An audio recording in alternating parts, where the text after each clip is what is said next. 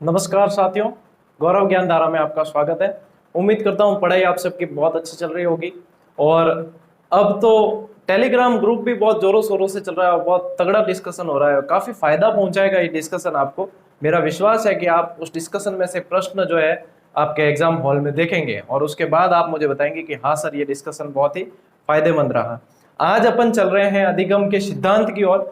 और उससे पहले मैं आपको ये कहना चाहता हूं कि देखो, मैं मेरी जिम्मेदारी पूरी कर रहा हूं, लेकिन आपकी जिम्मेदारी है जितनी भी क्लासेस आ रही है, अब तो नियमित रूप से क्लासेस आ रही है, अब अपनी गाड़ी जो है पटरी पर दौड़ पड़ी है, अब नियमित रूप से क्लासेस आ रही है, इनको शेयर करना आप लोगों की जिम्मेदारी है। मैं अपनी जिम्मेदारी निभा रहा हूं, आप लोगों को अपनी जिम्मेदारी निभानी है। देखते हैं कि अब अधिगम की क्लासेस अपने लगातार चल रही है। अब आज थॉर्नडाइक को अपन पढ़ने जाएंगे। उससे पहले अपन ये ध्यान देते हैं कि अधिगम के जो सिद्धांत है उनको मुख्य रूप से किन भागों में बांटा गया है। चलिए क्लास शुरू करते हैं।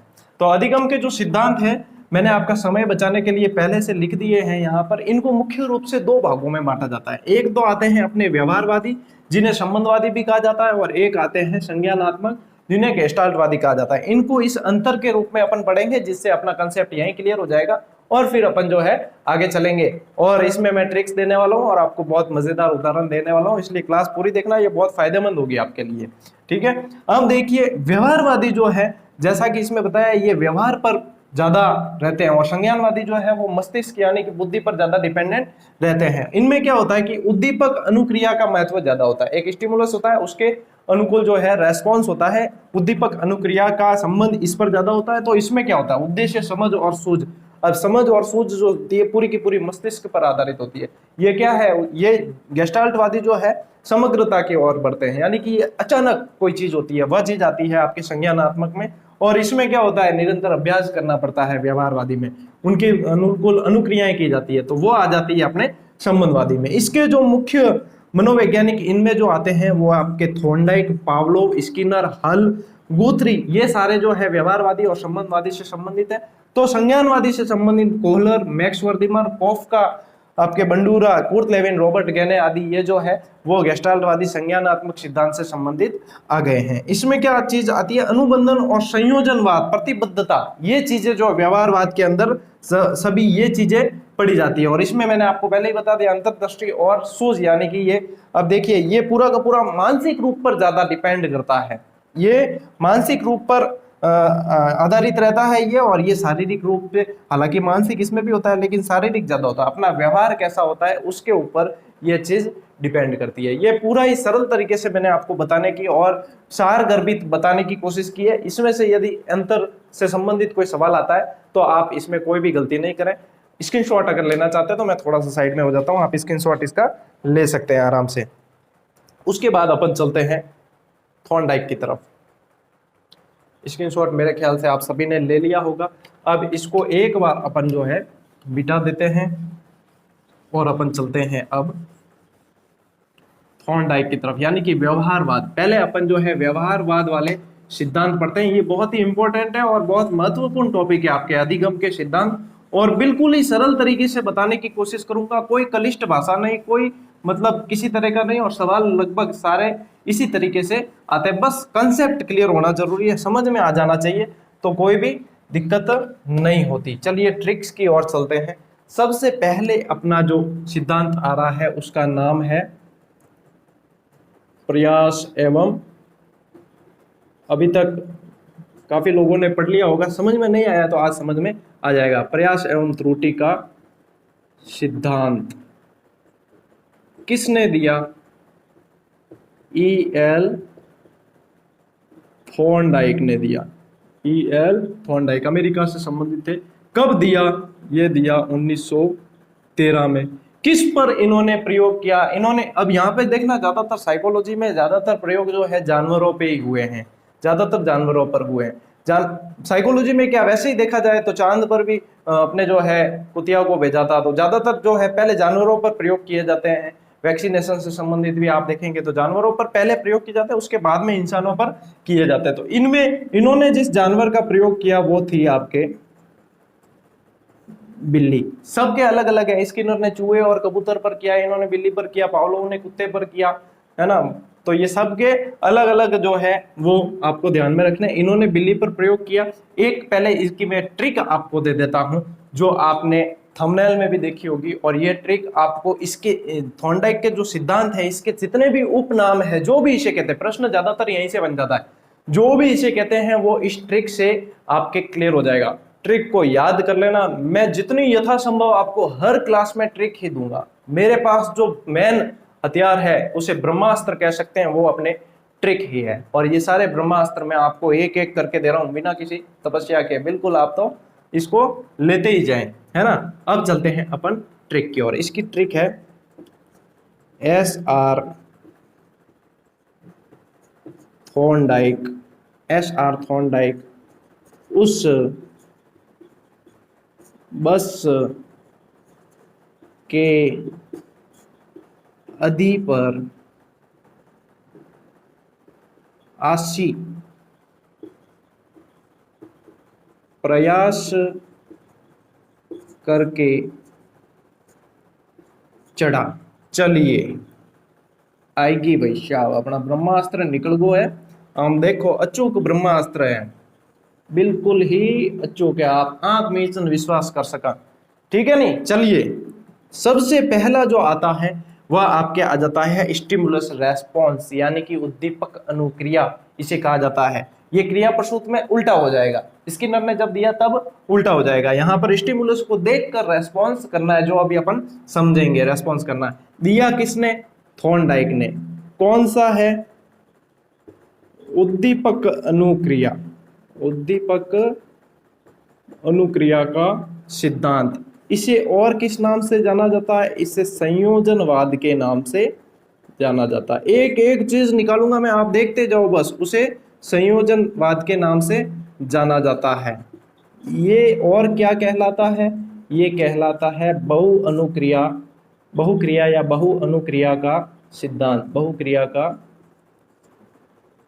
सिद्धांत, बहु अनुक्रिया या बहुक्रिया का सिद्धांत। इसे संबंधवाद भी कहा जाता है, संबंधवाद भी कहा जाता है। ये स से आ गया, इसको यहां से कुछ भी नहीं निकलेगा।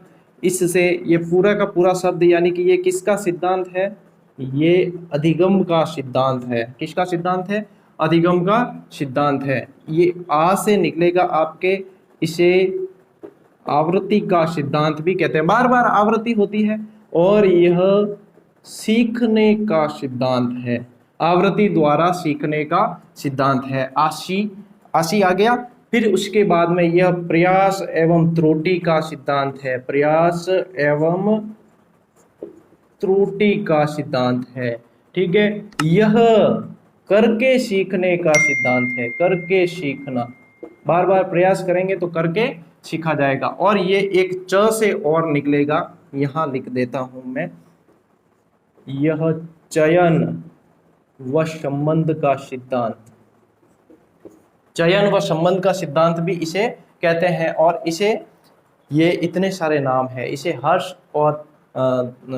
और त्रुटि का सिद्धांत भी इसे कहा जाता है। वैसे देख लीजिए, इतने सारे निकल के आ गए आपके। SR थॉर्नडाइक उस बस के अधि पर आशी प्रयास करके चढ़ा। SR थॉर्नडाइक उस बस के अधि पर आशी प्रयास करके चढ़ा। और आप प्रयास करके इसको याद कर लेना, और इसको आशी प्रयास करके अपने दिमाग में चढ़ा देना। चढ़ गया ना एक बार तो फिर उतरेगा नहीं, है ना। ये आ गई आपके पास में। अभी तो और ट्रिक आनी बाकी है। ये आ गई सबसे महत्वपूर्ण ट्रिक। और अब इसको अपन, एक बार आप लेना चाहते हैं स्क्रीनशॉट ले लीजिए, बिल्कुल कोई दिक्कत नहीं है। लेकिन क्लास को शेयर करते रहें, क्योंकि जितने ज्यादा लोग जुड़ते हैं ना, उतना पढ़ाने का मजा आता है। कि भाई अपनी जो मकसद है, अपना अपन जो देना चाह रहे हैं, वह सही लोगों के पास पहुंच रही है, और ज्यादा लोगों का हित होगा तो अच्छी चीज है। अपना कोई भी रेस्ट्रिक्शन नहीं है इस चैनल पर। बिल्कुल आप स्क्रीनशॉट ले सकते हैं, बिल्कुल क्लासेस को शेयर कर सकते हैं। आपको सारी क्लासेस निःशुल्क मिलेगी। अपना कोई ऐसा ऐप वगैरह भी नहीं है जो मैं आपको 2-4 क्लासें यहाँ बताकर और फिर कहूँ कि आप मेरा ऐप परचेज कर लो। ऐसा कोई उद्देश्य भी नहीं है अपना। अपने तो सिर्फ आपका सिलेक्शन का उद्देश्य है। और टेलीग्राम ग्रुप में जरूर जुड़ जाना, बहुत जबरदस्त तगड़ा डिस्कशन हो रहा है उसमें। और लोगों को मतलब छटे हुए सवाल उसमें मिल रहे हैं। काफी सवाल तो मैं भी डाल देता हूँ क्विज के जरिए। और ऐसे भी डिस्कशन बहुत शानदार चलता है, रात को 12-1 बजे तक डिस्कशन चलता है। तो ये आ गई आपके पास में, स्क्रीनशॉट ले लिया होगा। चलिए अब इसको मिटा देते हैं, अब चलते हैं अपन आगे। ये एक तो ट्रिक आपके पास में आ चुकी है। चलिए अब इस क्लास में और क्या क्या खजाना भरा हुआ है इस क्लास के अंदर, वो देखते हैं कि अभी और कितने धमाके होने बाकी हैं। अब देखते हैं आगे। चलिए थॉर्नडाइक साहब को आज पूरा ही समझ लेते हैं, ताकि थॉर्नडाइक आगे आपके परीक्षा में मदद ही करे, बाधा नहीं डाले। चलिए ये आ गया, बिल्ली पर इनका प्रयोग किया गया। अब इन्होंने क्या किया कि एक पिंजरे के अंदर जो है बिल्ली को बंद कर दिया और बाहर क्या रखा उसके लिए,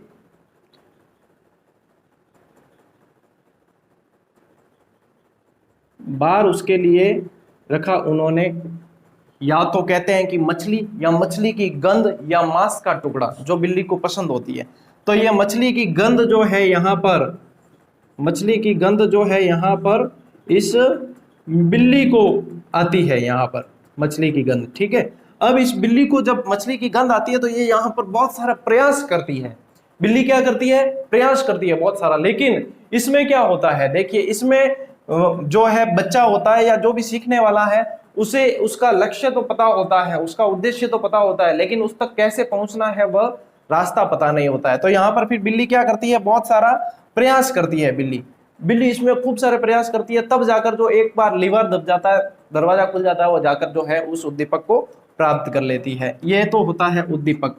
ये क्या है, उद्दीपक यानी कि स्टिमुलस। और ये करती है, इसके देखकर बिल्ली क्या करती है, रेस्पॉन्स करती है।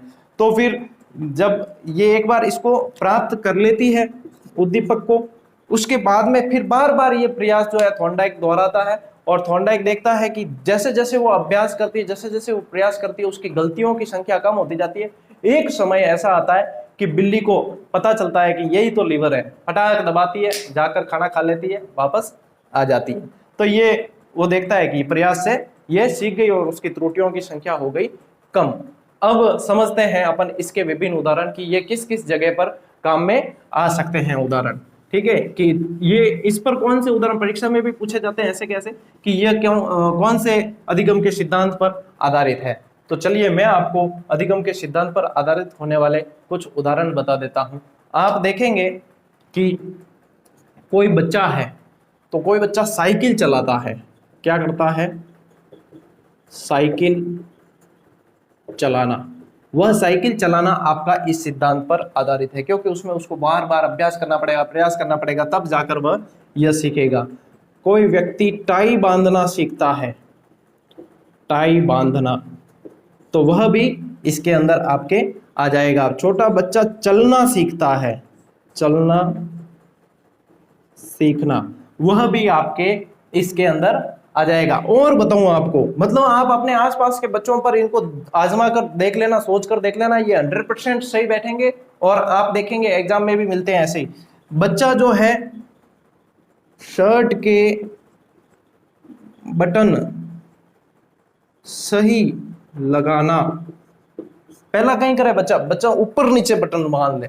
अपन ने भी किया हुआ है ये बचपन में, ऊपर नीचे बांध लेते हैं, एक ऊपर हो जाता है, एक नीचे हो जाता है। और मम्मी मैं तैयार होना को, अरे भाई तू तैयार होना आयो तो है, बाकी बटन क्या लगाए आई हो।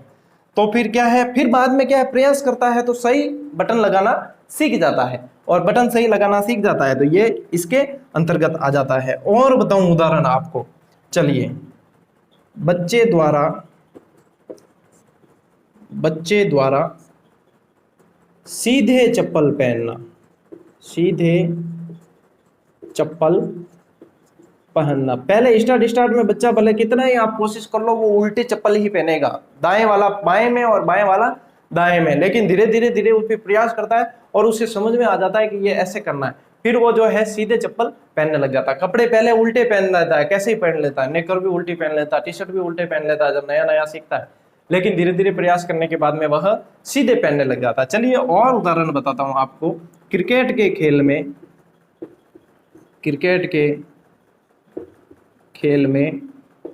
क्षेत्र रक्षण यानी कि फील्डिंग, क्षेत्र रक्षण यानी फील्डिंग, एक बार में कोई व्यक्ति पारंगत नहीं हो सकता। खेल तो सारे के सारे इसमें आ जाते हैं, क्योंकि खेल में बहुत सारा प्रयास करना, अभ्यास करना पड़ता है, वो सारे इसके अंदर आ जाते हैं। चलिए और उदाहरण बताऊं आपको, निशानेबाजी। निशानेबाजी एडो क्यों निशानेबाज, जो कि मैं एक बारी में लगा दूं बिल्कुल सटीक निशानों, कोई नहीं लगा सके, एडो कोई लिम्बाराम को नहीं है, ठीक है। निशानेबाजी इसमें यही चीज आती है। और गणित के सवाल हल करना, पढ़ाई से संबंधित आ गया, गणित के सवाल हल करना, विज्ञान के सवाल हल करना, समाजशास्त्र को सीखना, वो भी इसके अंदर आ जाता है। मंद बुद्धि, मंद बुद्धि बालकों को सिखाना, मंद बुद्धि बालकों को सिखाना, वह इसके अंतर्गत आएगा आपके। एक अध्यापिका द्वारा या एक अध्यापक द्वारा एक विषय से दूसरे विषय के अंदर संबंध करना भी, वह भी इसके अंदर आपके आ जाता है। ये सारे के सारे उदाहरण आपके, अब इनमें से कुछ भी आए या इसके जैसा कुछ भी आए तो आपको प्रयास एवं त्रुटि वाले सिद्धांत के अंदर इसे कर देना है और आपके वो सवाल गलत नहीं होगा। ऐसे कई सारे उदाहरण हैं, मैंने यहाँ पर आपको 8-10 उदाहरण देने की कोशिश कर ली है, इसमें से आपके गलत होने की संभावना नहीं रहेगी। चलें आगे, ठीक है, चलिए आगे चलते हैं। अब चलते हैं अपन दूसरी ट्रिक्स की ओर चलते हैं, फिर से ट्रिक्स की ओर। अब इसमें जो है थॉर्नडाइक ने कुछ नियम दिए हैं, जिनमें से मुख्य नियम और गौण नियम, दो तरह के नियम दिए हैं और उन नियमों को अपन ट्रिक से समझते हैं। कई बार ऐसे का ऐसे पूछ लिया जाता है कि इनमें से कौन सा मुख्य नियम है, इनमें से कौन सा गौण नियम है, तो वह चीज जो है अपन कंफ्यूज नहीं हो इसके लिए उसे समझ लेते हैं। सबसे पहली बात तो आप ये ध्यान रखें कि 3 तो है मुख्य नियम और 5 है गौण नियम, टोटल दिए हैं 8। जो मुख्य नियम है, प्रमुख नियम है, उसकी ट्रिक है प्रततव्यासम। संस्कृत पढ़ रहे हैं काफी बंदे, तो उन्हें ध्यान होगा कि संस्कृत में इस तरीके से शब्द बहुत सारे आते हैं, उसमें से एक शब्द आप ये भी याद रख लें, प्रततव्यासम, ये मुख्य है। प्रथम प्रततव्यासम मुख्य, मुख्य, प्रततव्यासम मुख्य। और जो गौण नियम है उसकी ट्रिक है बहुमान असमान साहचर्य, बहुमान आसमान साहचर्य, बहुमान आसमान साहचर्य, बहुमान आसमान साहचर्य। बोलो बुढ़िया बाबा की जय। चलिए ये आ गई ट्रिक और ये आ गई ट्रिक। अब देखिए सबसे पहला आपके आ जाएगा प्रभाव का नियम, प्रभाव का नियम। ये ट्रिक्स के हिसाब से मैंने इसको पहला बताया, वैसे पहला देखा जाए तो पहला ये आता है तत्परता का नियम, तत्परता का नियम। ये प्राथमिक नियम कहलाता है। तत्परता का नियम बहुत ही जरूरी है सीखने के लिए। और यहां से लेना है अपन को अभ्यास का नियम, अभ्यास का नियम। इसे उपयोग या अनुपयोगी बाद का नियम भी कहते हैं, उपयोग या अनुपयोग का नियम, अनुपयोग का नियम ये भी कहते हैं। अभ्यास कितना किया फिर उस वो उपयोगी हुआ या अनुपयोगी हुआ, उसका नियम भी कहते हैं। अब चलते हैं इसकी तरफ चलते हैं अपन। इसमें आ जाता है सबसे पहला बहु अनुक्रिया का नियम, बहु अनुक्रिया का नियम। ये ट्रिक आपके इतनी मददगार होगी, बिल्कुल कंफ्यूजन नहीं होने देगी। फिर आ जाएगा मानसिक अभिवृत्ति का नियम या मनोवृत्ति का नियम, मनोवृत्ति का नियम। फिर आ जाएगा बहुमान असमान, और आ से क्या आ जाएगा आपके, आ से आ जाएगा आंशिक क्रिया का नियम, आंशिक क्रिया का नियम। और ये समानता का नियम, समानता का नियम। और ये है साहचर्य का नियम, साहचर्य का नियम। चलिए अब इसको समझते हैं कि ये क्या है। ये याद कर लेना, 1 2 3 4 5, 1 2 3, ये है गौण नियम। ये कौन से हैं, गौण नियम जो मुख्य नहीं है। और ये है आपके मुख्य नियम, थॉर्नडाइक ने दिए, ठीक है। प्रभाव का नियम, तत्परता का नियम, और ये अपने बहुत ही जरूरी और इसे प्राथमिक नियम भी कहा जाता है।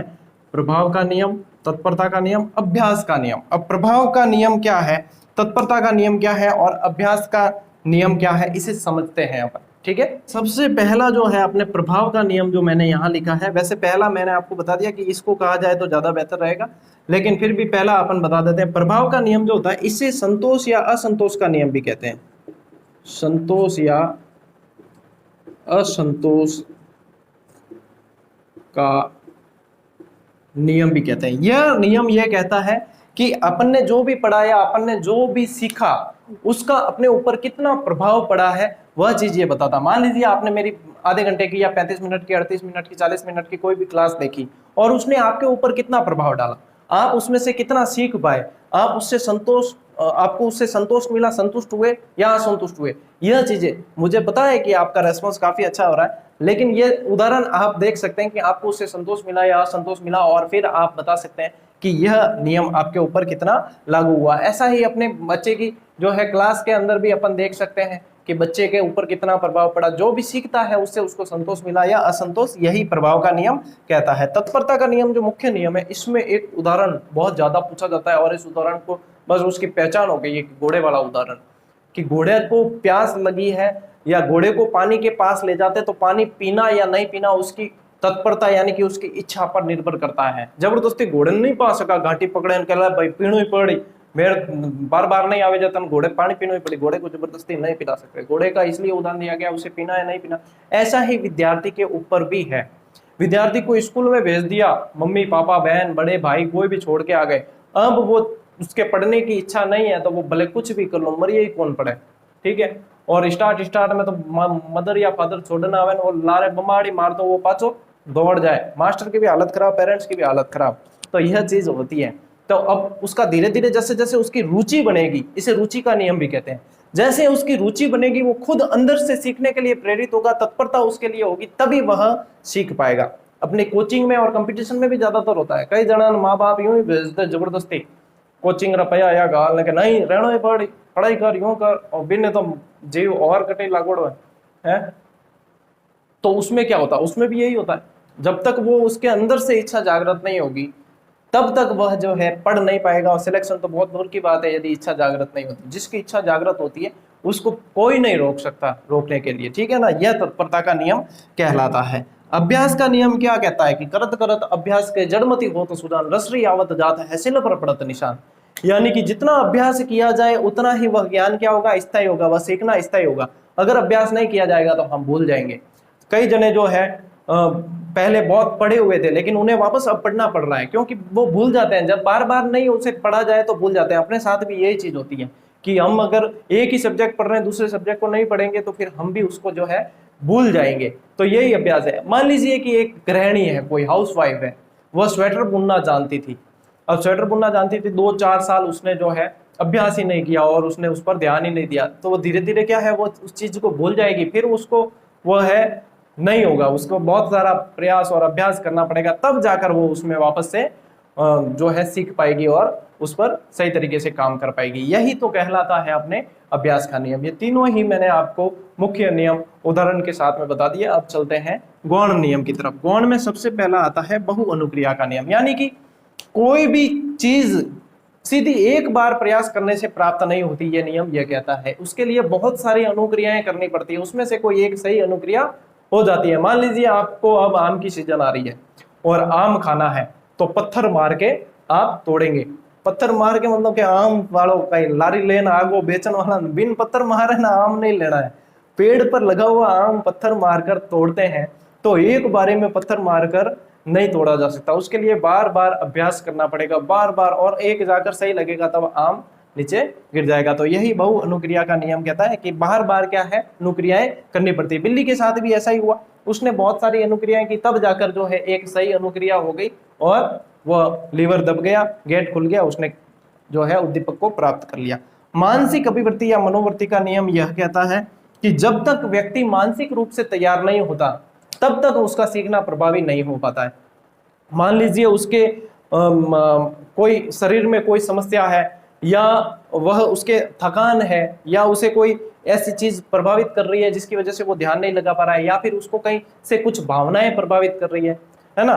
तो भावनाएं सबसे ज्यादा प्रभावित करती है, और भावनाओं और इमोशंस पर कंट्रोल करना एक प्रतियोगी के लिए बहुत ही जरूरी होता है। जब तक वो भावनाओं को, इमोशंस को कंट्रोल नहीं कर पाएगा, तब तक वह जो है अपना ध्यान केंद्रित नहीं कर पाएगा। तो यही कहता है अपना मानसिक अभिवृत्ति या मनोवृत्ति का नियम। आंशिक क्रिया का नियम यह कहता है कि किसी भी चीज को जो है एक साथ नहीं सीखा जा सकता, उसे टुकड़ों में बांट बांट कर सीखना पड़ता है, यह खंडों में सीखना। वो कहते हैं ना, अलग अलग खंडों में सीखना जो है, बांट बांट कर। कोई भी व्याकरण जैसे होती है तो उसे व्याकरण, अब मान लीजिए कि कोई बच्चा स्पेलिंग याद करता है, तो एरोप्लेन की स्पेलिंग है या कोई बड़ी स्पेलिंग है, तो उसे टुकड़ों में तोड़ तोड़ कर दी जाती है, तब जाकर वो आसानी से याद कर लेता है। यही कहलाता है अपने आंशिक क्रिया का नियम। समानता का नियम, समानता का नियम यह कहता है कि मान लीजिए आपका पूर्व अर्जित ज्ञान समान परिस्थिति में वापस काम में आ जाता है, तो वह समानता का नियम कहलाता है। एक उदाहरण कल की क्लास में भी बताया था, मान लीजिए कहीं कोई एक्सीडेंट हुआ और उसमें फर्स्ट एड किट को काम में लेना जो है बच्चा या व्यक्ति उस समय देख लिया, और वैसी ही समान परिस्थिति कहीं और हो गई तो वापस उसी को काम में उसने ले लिया, तो वह चीज क्या आ जाती है, समानता के नियम में। साहचर्य का नियम, साहचर्य का नियम यह कहता है कि इसमें क्या होती है, इसमें अनुक्रिया का स्थान परिवर्तित होता है। क्या होता है, अनुक्रिया का स्थान परिवर्तित होता है, परिस्थितियां वैसी की वैसी रहती है और अनुक्रिया का स्थान परिवर्तित। उदाहरण से समझा जाए इसको, ऐसे समझ में आने वाला यह नहीं है। मान लीजिए कि किसी भी माँ के साथ ऐसा नहीं हो, लेकिन उदाहरण के तौर पर मान लीजिए कि किसी माँ के बच्चे के साथ में कोई दुर्घटना हो गई और उससे बिछड़ना हो गया। अब जो है उस माँ की जो भावनाएं हैं उस बच्चे से जुड़ी थी, उसके सारी चीजों से जुड़ी थी, खिलौनों से जुड़ी थी, कपड़ों से जुड़ी थी, सारी चीजों से।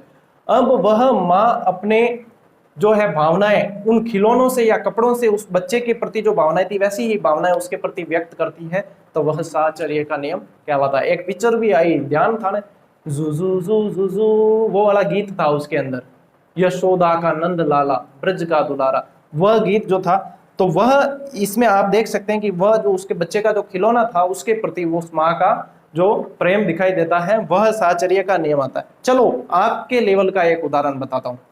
मान लीजिए एक प्रेमी युगल है, प्रेमी और प्रेमिका, एना उदाहरण में कहीं थान मजो घणो आवे, मन ध्यान है।